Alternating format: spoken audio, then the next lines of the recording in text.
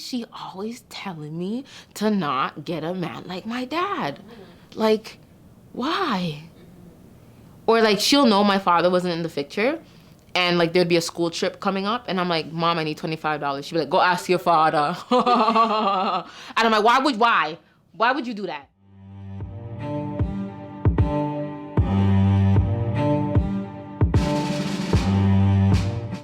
Hey everyone, my name is Brittany. I'm from Toronto, and this is my untold story.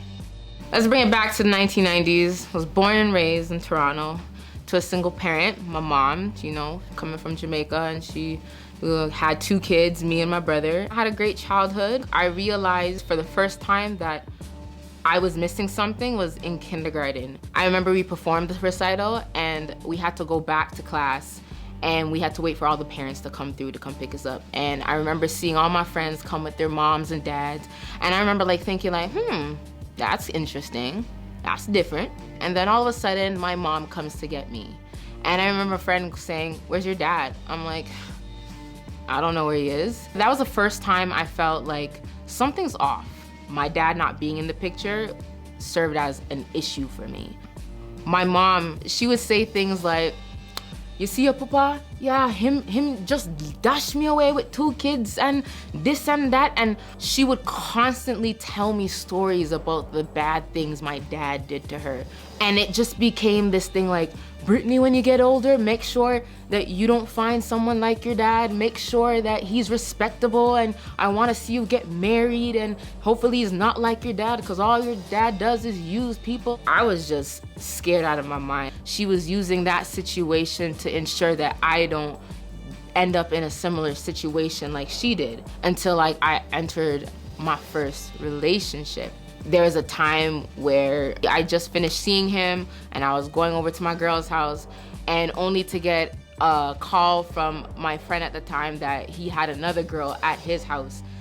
Just less than 24 hours of me just being there with him. I was so sad and I felt like used and manipulated, and I said, I wonder if this is the feeling my mother is trying to warn me about. But even after that situation, I was still willing to make it work. I wanted it to succeed, and if it didn't succeed, it meant that I was falling in the trap that my mom had warned me about for years. My breakthrough moment was when I was sitting on the bed with him, and I was just listening to him just talk weird tripe, just talking foolishness, and I kind of wandered into like my mind, and the words that came to my mind was, this man is like your father.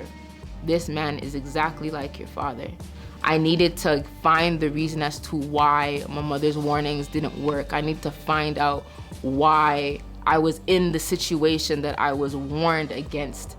And you know, what had worked was me actually seeking a therapist. I remember being up in, you know, that therapist's office, you know, wanting to talk about this relationship, and she would look me in the eye and say, you know what, we're gonna have to talk about your dad. And I'm like, we don't have to talk about this man right now. It's not about him. I fought her on that tooth and nail because I didn't feel like it had any relevance in the decisions I had made and the decisions I continued to make. But once I decided to put my guard down and hear her out, I realized that the lack of my father's presence definitely had a lot to do with how I interacted with people. Him not being there and him not being present in my life really affected me in ways that I wasn't ready to admit because I was raised with a strong mom.